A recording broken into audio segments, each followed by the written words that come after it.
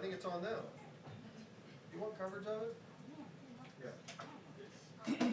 I totally agree, Mr. Mills. Yeah, of course. It's like, come Well, on. like you said, it's there, so. I'm gonna leave it on the wall. It's there. They've Yeah, already- Yeah, this is there. yeah. And it's right here, if you need it. Okay, thank you.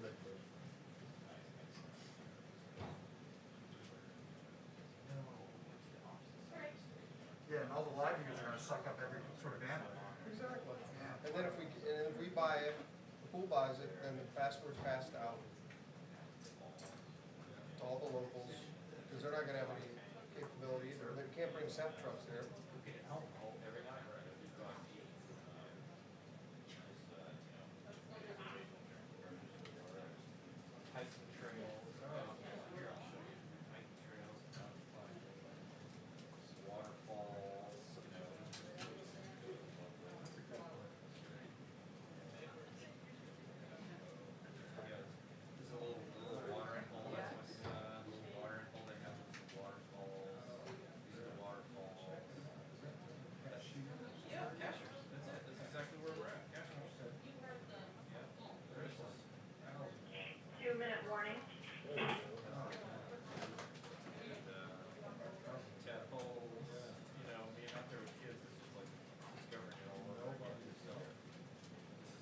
It's gonna be a statement run down. Yeah, of course.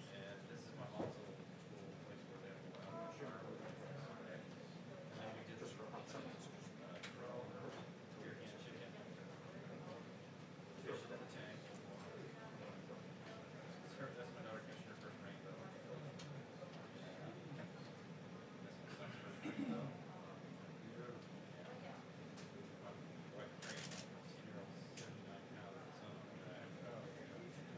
Crawling through the woods, playing soldier. Yeah, but it just, and then this is Whiteside Mountain. Yeah. On top of that, and yeah. Yeah, it was a wonderful time. And my brother came for the last 2 days. So we had socially separated all the we got to see him for a day and a half. So we got to do that.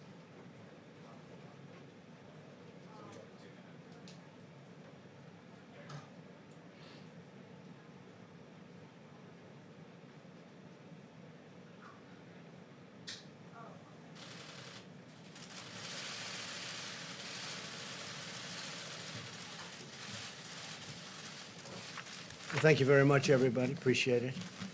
This is mostly an economic conference, and we have Steve Mnuchin with us, Larry Kudlow. I'd like to just announce the spectacular news for American workers and American families and for our country as a whole. There's not been anything like this, a record-setting. It was just put out that the United States economy added almost 5 million jobs in the month of June, shattering all expectations. I was watching this morning, and the expectations were much lower than that. The stock market is doing extremely well, which means to me jobs. That's what it means, jobs. This is the largest monthly jobs gain in the history of our country. The unemployment rate fell by more than 2 percentage points, down to just about 11%. We're down to the 11% number. We started at a number very much higher than that. As you know, we broke the record last month, and we broke it again this month in an even bigger way. This news comes on top of May's extraordinary jobs report, which was revised upwards, by the way, to 2.7 million jobs. It was 2.5, that was last month, and that was a record setter. But it actually got a little bit better. We revised it. It was revised upward to 2.7 million jobs, for a combined total of 7.5 million jobs created in the last 2 months, and that's a record by many millions of jobs. So it's 7.5 million jobs created in the last 2 months alone. Today's announcement proves that our economy is roaring back. It's coming back extremely strong. We have some areas where we're putting out the flames or the fires, and that's working out well. We're working very closely with governors, and I think it's working out very well. I think you'll see that shortly. In June, we added 2.1 million leisure and hospitality jobs, 740,000 retail jobs, 568,000 education and healthcare jobs, 357,000 service jobs. These are all historic numbers. And 356,000 manufacturing jobs. And manufacturing looks like it's ready to really take off at a level that it's never been before. And a lot of that has to do with our trade policy, because we're bringing manufacturing back to our country. And these take a long time to get going, and they're now going. So these are historic numbers. I'm really happy when I see 356,000 manufacturing jobs, and that's just a small number compared to what it will be soon because of our great trade deals. African-American workers, really happily for me, made historic gains with 404,000 jobs added last month alone, and that's a record. And the second largest jump will be last month, and what we have, if you add the 2 months together, it's 700,000 jobs for African-American workers added in the last 2 months, and that's a record by a lot. Likewise, Hispanic employment is up by 1.5 million jobs, a record by a lot. Hispanic employment up 1.5 million jobs. 3 million more women were employed in the month of June, a record. Never had a number like that. Workers with a high school education or less made the biggest strides of all. So people that have just a high school education or have less than a high school education. With unemployment, those without a high school diploma dropped a full 3.3 percentage points. That's the largest drop in recorded history.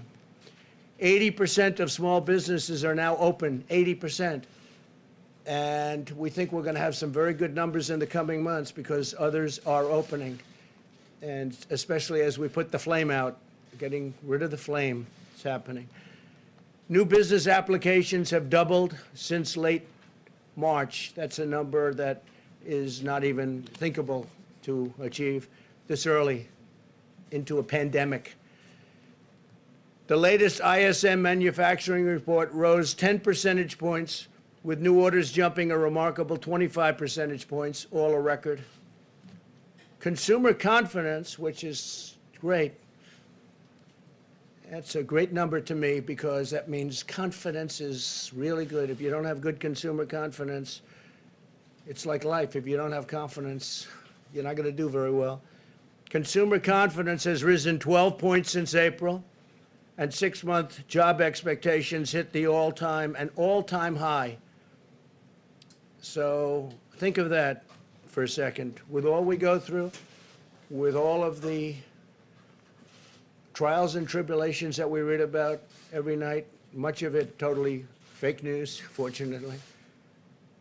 And if the consumer didn't get it, you wouldn't have good consumer confidence. We have consumer confidence has risen 12 points since April, an all-time high. Think of that. Retail sales surged an astonishing 18%. So retail sales went up an astonishing 18% in May. That's the largest increase in the history of our country. That's a tremendous number.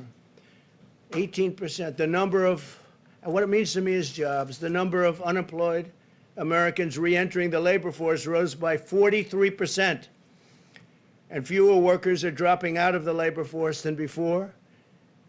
And the crisis is being handled. You know, if you look, we were talking this morning, something to think about. China was way early, and they're getting under control just now. And Europe was way early, and they're getting under control. We followed them with this terrible China virus. And we are likewise getting under control. Some areas that were very hard hit are now doing very well.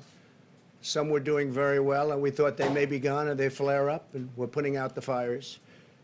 But other places were long before us, and they're now, it's a life. It's got a life. And we're putting out that life, because that's a bad life that we're talking about. But all of this suggests that workers are confident about finding a new job. The stock market is soaring with the best gains in over 20 years. In the second quarter, the Dow Jones increased 18%. This is in a quarter, 18. These are not numbers that people have heard about. It's the best in 33 years. The S&P 500 increased by almost 20%, the best since 1998 for the quarter. And NASDAQ increased over 30%, the best since 1999. And we had a 50-month, if you look over a long period of time, a phenomenal number. But if you look since the election, we've gone up. The Dow went up close to 45%. The S&P 500 went up 47%. And NASDAQ Composite went up getting close to 100%. So these are numbers that are not numbers that other presidents would have, and they won't have it. The only thing they can kill it's a bad president or a president that wants to raise taxes. You want to raise taxes, this whole thing, your 401ks will drop down to nothing, and your stock market will drop down to nothing. This is not just luck, what's happening. This is a lot of talent. All of this incredible news is the result of historic actions my administration has taken working with our partners in Congress to rescue the U.S. economy from a horrible event that was formed, took place in China, and came here, and they could have stopped it. They could have stopped it. Nobody likes to write that, but they could have stopped it. They know it, and I know it. Through the Paycheck Protection Program, we've extended over $520 billion in loans to nearly 5 million small businesses, saving and supporting the jobs of tens of millions of American workers. This has been a tremendous success, levels that nobody's ever seen before. But we saved all of those jobs and all of those small businesses, and some will be large businesses soon, perhaps. We also rushed urgently needed relief to millions and millions of hardworking taxpayers. They got that directly, and we're working on a phase 4. We're working with Congress. That work has started. Steve Mnuchin can give you a little briefing. Talking about payroll tax cuts. We're talking about more money being infused. And it comes back to us. It comes back. It's all coming back. It's coming back faster, bigger, and better than we ever thought possible. These are the numbers. These are not numbers made up by me. These are numbers. We've implemented an aggressive strategy to vanquish and kill the virus and protect Americans at the highest risk while allowing those at lower risk to return safely to work. That's what's happening. Our health experts continue to address the temporary hotspots in certain cities and counties, and we're working very hard on that, where the relationship with the governors is very good. We made a call, Mike Pence made a call just yesterday and said, what do you need? Not one governor needed anything. They don't need anything. They have all the medical equipment they can have. Thank you, U.S. government. They have all of the ventilators they have. You know, we're giving many ventilators and selling in some cases and giving when needed, but we're the ventilator king. We're now producing thousands of ventilators a week, and we're helping other countries. And other countries are desperately in need of ventilators, because this is now at 189 countries. That changes all the time, that number. Our last count is 189 countries, and many of them don't have money, and almost all of them don't have a capacity to build a ventilator, which is hard to build, very complex, very expensive, very big in many cases. We've done an incredible job. So we have assembly lines building ventilators, and we're building thousands a week.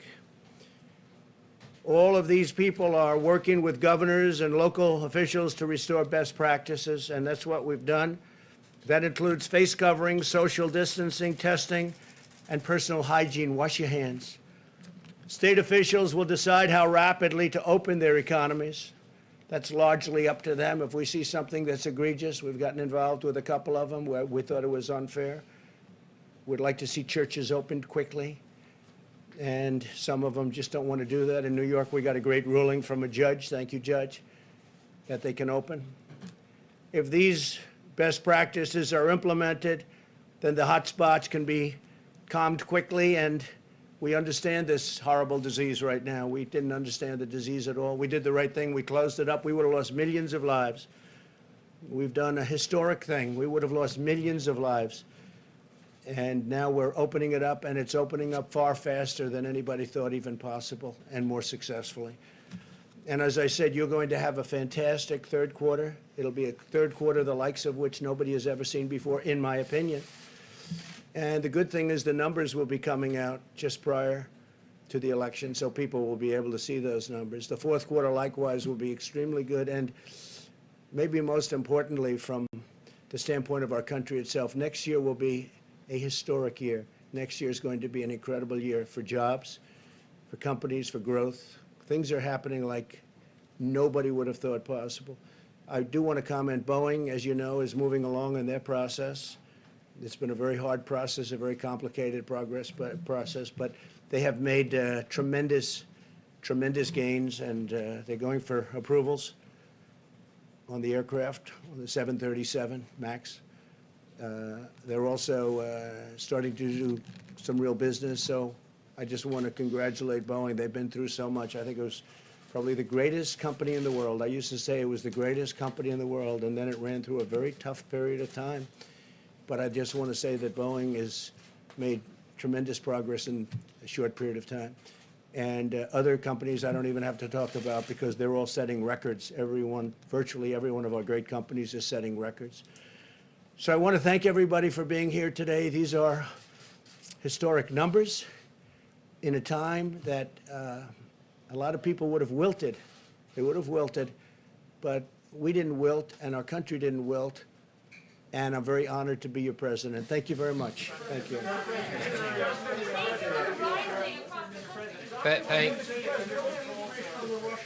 Bounties in your PDB. So let me just make some additional comments. And first of all, we couldn't be more pleased with the results today. Again, between this month and last month, that's about 8 million jobs, 8 million people we put back to work because of the CARES Act and working with Congress.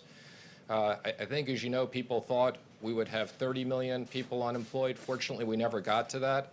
So 8 million jobs back, but our work is not done. Our work won't be done until every single American who lost their job because of COVID gets back to work. And there's no question, I want to thank the Senate and the House for working with us. There's no question these programs are working. I also want to thank them for extending the PPP. As I've said, it's our priority when we get to the CARES 4 bill in July.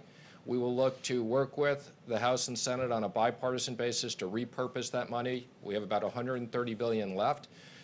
There are going to be a number of businesses that are particularly hard hit, and we'll be looking to give those businesses additional money. So CARES 4 will be much more targeted for the businesses that continue to need work. But there is no question that this is working. And we look forward to continuing this progress. Again, I think 8 million jobs, really extraordinary. Now, let me just make one other comment. Director Kudlow and I are not wearing masks up here because we've both been tested this morning, okay? And that's the only reason, but even with that, we did social distance, so I'm pleased to see you're all wearing masks. I'm going to let Director Kudlow make a few comments, and then we'll both be happy to take questions. Thanks, Stephen. Just briefly, underscoring these high-frequency indicators. You know, it's a difficult thing to do. We haven't had much experience with these pandemics, but I will say this. The Apple Mobility Index is a very important index. It's literally a real-time daily indicator, and we're not seeing any declines. It's still strengthening, even, I might add, in some of the southwestern states, which have difficult hotspots. Housing demand and housing surveys are just soaring. Automobile demand now expected for the third quarter, about 10 million plus production units. The trucking surveys look very, very strong. And the Dallas Fed survey, I don't recall if it was in the president's notes, because it's obviously in Texas, a bad hotspot. The Dallas Fed survey, which goes to the end of the month, has not yet shown any declines. Now, it may. I'm not going to rule that out. And I would say, as a general matter, these job numbers, as good as they are, erasing a third to a half of those who are unemployed, there's still a lot of hardship and a lot of heartbreak in these numbers. I understand that. And the economy is on its way back. We have a ways to go. I will, however, continue to reference the Congressional Budget Office, which is looking for a very strong third quarter and second half, and a number of private surveys and private forecasters who see the same story on the V-shaped recovery. And with good policies and leadership, 2021 can be a big bang year, and we will be able to get back to the peak levels of 2019. So I believe we're well positioned. I think we have a lot more work to do. I get that. And as Stephen mentioned, we'll see how the policy discussions go later this month. Thanks. Sure, go ahead. Mr. Secretary, are you concerned to see new unemployment claims rising? We're at 1.4 million layoffs last week, and that number is actually going up, not going down. Are you concerned about that? Well, let me just say again, I want to just say, we're going to be concerned till every single person is back to work. Now, when you look at these numbers, I think it's tough enough to predict economic numbers in normal times. In these times, you have to look at all these numbers in the entirety. So what I would say on that is there's a lag on the unemployment claims. I think you also know many of these states we set up front are completely backed up. So no, I would focus on the jobs numbers are the most accurate numbers, the trend of 8 million jobs back. But having said that, I'm concerned until we get everybody back to work. Obviously, this is good news today, no question about it. But it's also obvious that the crisis that is surging through Sunbelt states, record number of cases nationally yesterday, threatens all of these economic gains. Many states are throwing their reopenings into reverse. What additional actions is the administration going to take to stop that? Will the administration, and will the president specifically, call on Americans to wear masks?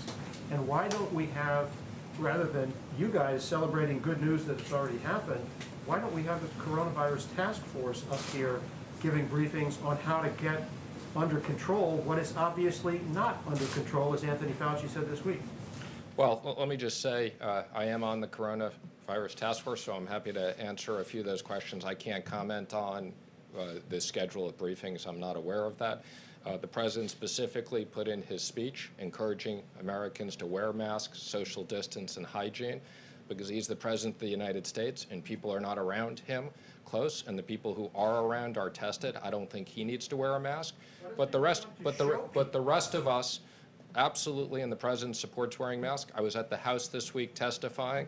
I'm sure you saw my picture with Chair Powell on the Wall Street Journal. I never thought we'd have a picture like that, but yes, we are encouraging Americans to wear masks. Now, unlike last time, as I've said, and yes, I realize the numbers of cases, we're monitoring that carefully. We're monitoring the hospital capacity. Let me just say I've been briefed on where we are on vaccines and virals. I'm very encouraged we'll have things by the end of the year. So yes, we're going to be careful. And I wouldn't say reverse. I would say the states appropriately are pausing certain things like bars and gyms, which obviously are the more contagious types of things, and I think the states are acting appropriately. Yes. Thank you, Mr. Secretary. John's question. Here is John. Look, Deborah Birx has been down in Arizona and Texas. So they have put a team in play, and CDC is doing more of that. And what they're doing is working with local officials, government officials, but health officials, to really re-emphasize what I call the list of best practices. And I think that will do the trick. And if you have to phase out, as Stephen said, if you phase out bars, so be it for a few weeks. I think some places might have been over-exuberant and now have to come back and get back to these best practices of distancing and masks and testing and personal hygiene. But Larry, the president just said a few minutes ago that we're getting this under control. It is obvious to anyone watching that it is not under control, and Anthony Fauci said so out loud this week. I think what Dr. Fauci said is that if people don't take these things seriously, okay, that the numbers could continue to spike. So, They're spiking right now. again, what I'd say is the numbers are up. We're obviously watching this very carefully. We think that there is the right balance, and we're working with the states on the health issues and the economic issues. We'll go to the next question. Yes. Mr. Secretary, there is a record number of new infections every day. Does the White House regret encouraging states to open as quickly as it did? And do you think some of that is backfiring? No, absolutely not. I think we've had a very careful plan, again, working with the states. This is primarily the states' responsibility, but working with the states. And again, I think there's plenty of places we can get people back to work safely. I can tell you in the Treasury, we're going to take more people back. We are social distancing. We're checking people's temperature at times. There is a safe way to reopen the economy, and we're going to do that carefully.